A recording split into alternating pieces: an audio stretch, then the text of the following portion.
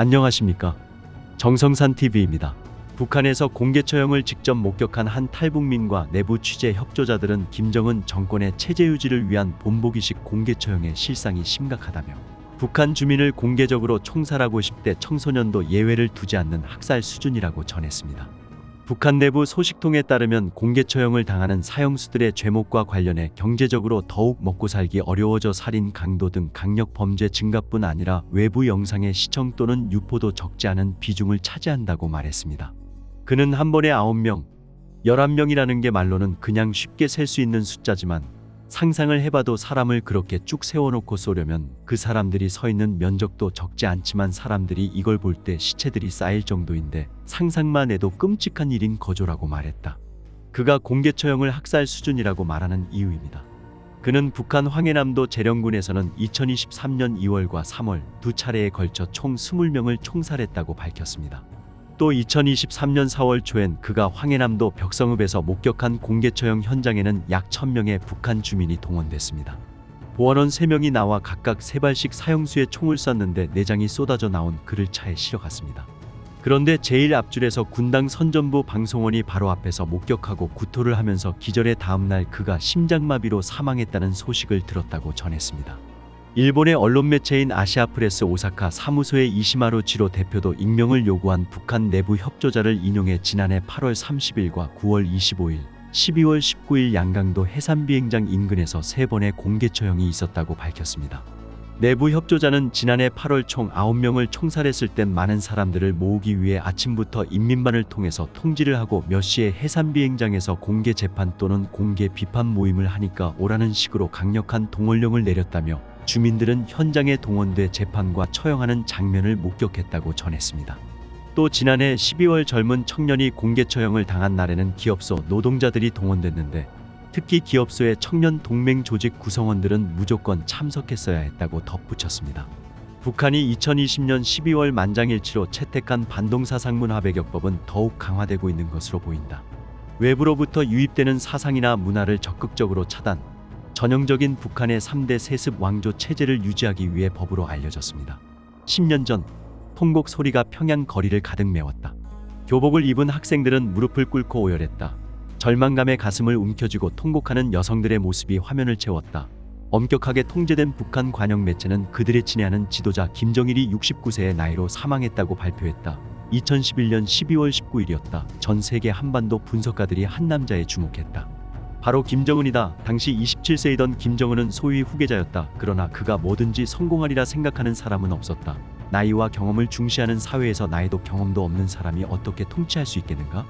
많은 이들이 군사 쿠데타 또는 북한 엘리트로의 권력 이양을 예상했다. 그러나 세상은 젊은 독재자를 과소평가했다. 김정은은 자신의 입지도 다졌을 뿐 아니라 김정은주의라는 새 시대를 열었다. 그는 라이벌 숙청과 수백 건의 처형으로 시작해 외교에 관심을 돌렸다. 4번의 핵실험, 100번의 탄도미사일 발사, 그리고 미국 대통령과의 회담으로 국제적 스포트라이트를 받았다.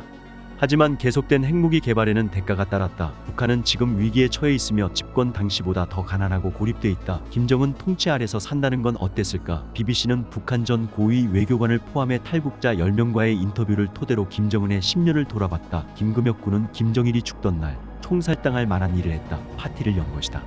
그건 너무 위험했어요. 하지만 우리는 그 당시 매우 행복했습니다. 스키와 농구를 좋아하는 젊은 새 지도자의 존재는 신선한 아이디어와 변화의 가능성을 기대하게 했다. 그는 김정은에 대한 기대가 컸다고 했다. 김정은은 유럽에서 유학한 경험이 있기에 우리 같은 사고방식을 지녔을 거라고 생각했습니다. 김군은 엘리트 집안 출신으로 당시 베이징에서 유학 중이었다. 북한에서는 소수만이 특권을 누릴 수 있다. 중국에서의 생활은 번영하는 세계의 눈을 뜨게 했다. 그는 고국에 대한 뉴스를 찾기 위해 인터넷을 검색했다.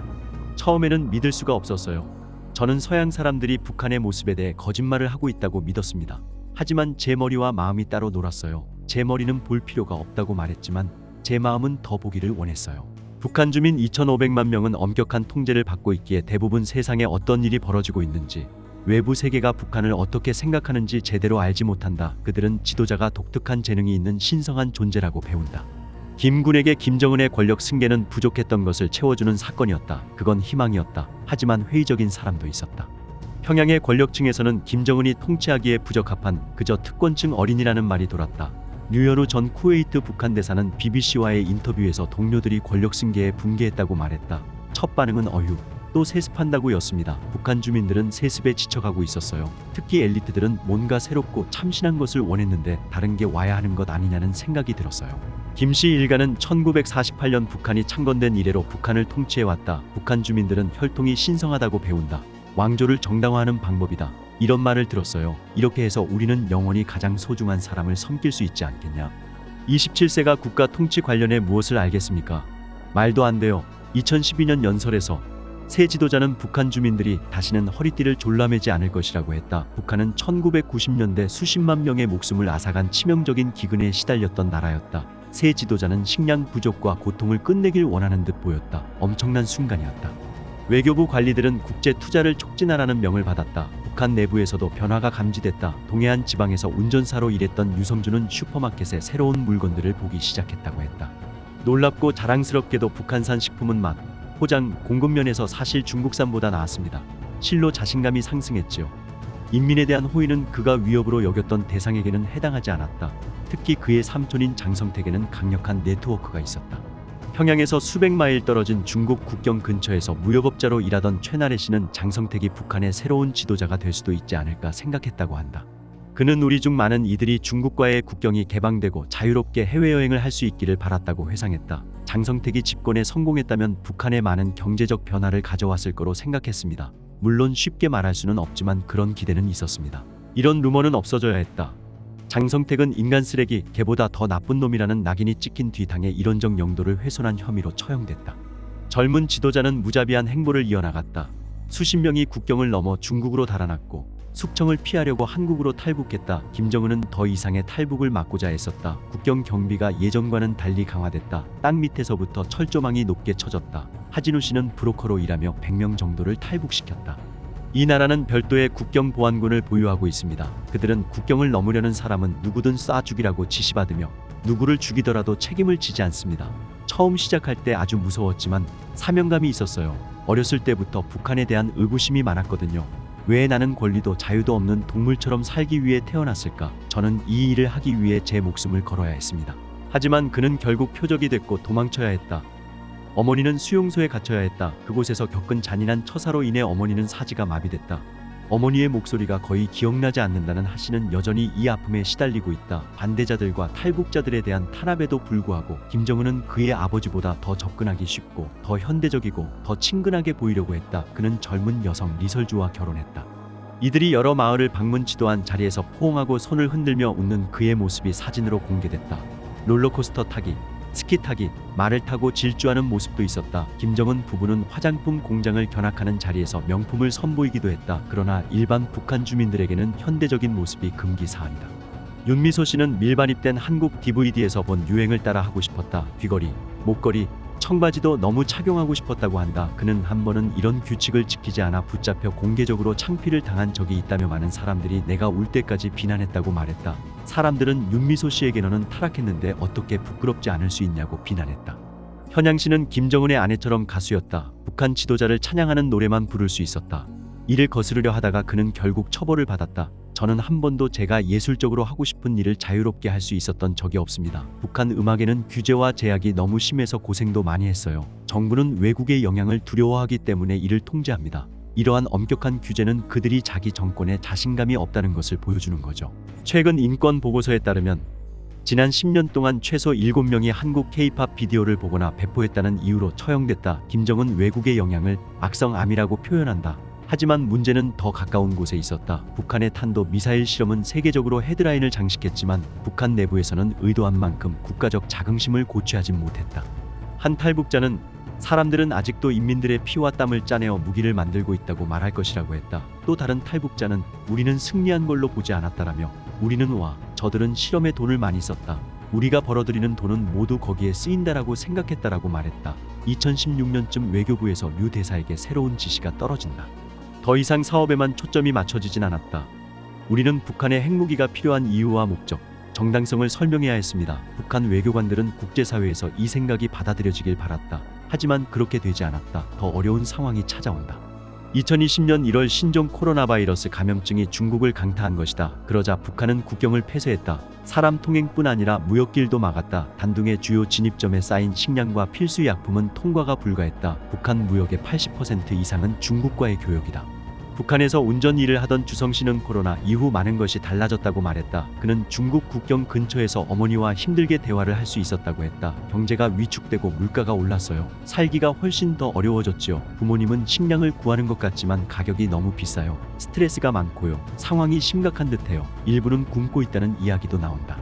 김정은 이를 중대한 위기라고 표현하며 연설에서 눈물을 보이기까지 했다. 북한 지도자로서는 유례가 없는 일이다. 북한에서 전직 의사였던 김성희 씨는 약 대부분을 암시장에서 사야 했다고 회상했다. 수술실에는 정기적으로 전기가 공급되지 않으며 외과 의사는 장갑이 없어 맨손으로 작업하는 경우도 있다. 그는 한반도의 두 나라가 얼마나 다른지를 봤다며 북한에서도 환자와 의사 모두의 인권이 보장되는 미래가 있기를 바란다고 말했다. 북한은 전염병에 대한 준비가 되어 있지 않으며 코로나19로 인한 공중보건 피해는 알려지지 않았다. 자국민들에게 상당한 해를 끼치지 않고는 스스로 자초한 현재의 고립에서 살아남을 수 없다. 인터뷰한 탈북자 중 일부는 북한의 현 상황에 대해 감정이 격해져 쿠데타를 예상하기도 했다. 하지만 미미하더라도 가능성은 요원해 보인다. 김씨 일가에 대한 숭배는 널리 퍼져 있고 매우 안정적이라는 것이 증명됐다. 정권 붕괴에 대한 예측은 모두 빗나갔다. 북한은 70년 넘게 세계와 단절된 채 이어져 왔다. 인터뷰에 응한 대부분의 사람은 북한이 국경을 개방하고 주민들에게 이동의 자유를 허락했으면 좋겠다고 했다. 많은 이들이 가족과의 재회를 꿈꿨다. 이들은 이제 자유롭게 목소리를 높이고 김정은 치하의 삶에 관한 이야기를 할 수 있다. 하지만 남겨진 사람들은 그렇지 않다. 가수 현황은 나 자신을 위해 노래를 부르려고 목숨을 걸어야 했다라며 북한에 남겨진 사람들은 죽을 때까지 그것을 가슴에 묻어두어야 한다고 했다. 집권 10주년을 맞은 김정은은 위기의 국가를 책임지고 있다. 그는 새로운 핵무기 수십 개가 있지만 그의 사람들은 여전히 굶주리고 있다. 이어 북한 내부 소식통에 따르면 김정은 정권은 국제사회의 비판을 의식해 처형 사건의 외부 유출 통제를 강화했으며 특히 정보 통제가 쉬운 곳을 처형 장소로 전략적으로 선택했다는 분석이 나왔다. 지난 2014년 유엔 인권조사위원회 북한 인권보고서 공개 이후 나타난 유의미한 변화라는 해석이다. 서울에 베이스를 둔 인권조사 기록단체 전환기정 워킹그룹은 15일 공개한 김정은 시기의 처형 매핑, 국제적 압력에 대한 북한의 반응 보고서를 통해 이같이 밝혔다. 한국에 정착한 탈북민 683명에 대한 인터뷰를 바탕으로 작성된 이 보고서에는 처형에 관한 442건의 진술이 담겼으며 특히 안매장과 소각 등 시체 처리 장소에 관한 30개의 증언도 포함됐다.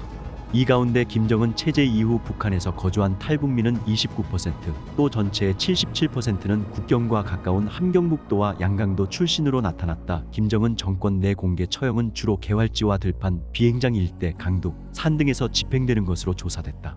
공개 처형된 주민들에게 부과된 혐의는 남한 영상 시청 및 배포가 가장 많았으며 마약 관련 혐의, 성매매, 인신매매, 살인 및 살인미수, 음란행위 등의 순으로 집계됐다. 또 동원된 군중이 수백 명 규모라는 증언이 많았고 과거에는 공개 처형 장면을 많은 주민들에게 노출했지만 최근에는 처형 대상자가 소속된 직장 동료 등으로 제한하는 경우가 있는 것으로 확인됐다. 참가자들 상당수는 비밀 처형이 계속되는 것 같다고 진술했다. TJWG 이영환 대표는 BBC 코리아에 김정은 정권 전후를 비교했을 때 두드러진 특징은 남한 영상 및 외부 정보와 연관된 처형이 크게 늘었다는 점이라고 말했다. 김정일 정권 당시에는 공장 부속품과 구리선, 전선 등과 같은 단순 절도 죄목이 가장 많았지만 이번 조사 결과 과거와 같은 단순 절도는 단 한 건도 없었다는 설명이다. 앞서 북한은 지난해 12월 최고인민회의 상임위원회 전원회의에서 반동사상문화배격법을 채택하고 남한 영화와 드라마, 음악을 유포하면 사형을 부과한다고 밝힌 바 있다. 이영환 대표는 김정은 정권 이후 주민들의 의식 변화, 외부 세계 관심, 북한 체제에 대한 의구심 등이 커지면서 체제 불안감 역시 높아졌음을 보여준다고 지적했다. 보고서에는 사형 대상자를 처형 직전에 비인도적으로 다룬 상황도 명시됐다. 사형 대상자에게 어떠한 존엄성도 용납되지 않는다는 점을 보여주면서 주민들에게 경고하는 것이라는 해석이다. 특히 함경북도 함흥시에서 벌어진 공개 처형 직후 사람들을 일렬로 세워서 한 명씩 죽은 사람 얼굴을 보게 했다는 증언과 함께 황해북도 사리원시에서는 나무기둥에 묶인 사형 대상자의 입속에 자갈돌이 채워져 있었다는 진술도 나왔다. 또 평양에서 벌어진 한 공개 처형에서는 주민들이 지켜보는 앞에서 시체를 불태웠는데 처형된 사람의 가족들을 맨 앞줄에 앉혀 그 상황을 지켜보게 했다는 목격담도 있었다. 보고서는 처형 집행 직전에 피고인을 비인간적으로 취급해 주민들에게 공포심을 주는 등 김정은식 공포 정치가 지속되고 있음을 보여준다고 지적했다. 다만 북한 주민들에게 공개 처형은 흔하고 놀랍지 않은 일로 공개 처형을 목격한 주민들 대다수는 북한 당국이 하는 말을 그대로 믿었던 것으로 나타났다고 밝혔다. 정성산 TV 좋아요, 구독, 알림은 큰 힘이 됩니다. 후원해주시는 모든 분들께 가열차게 멸공.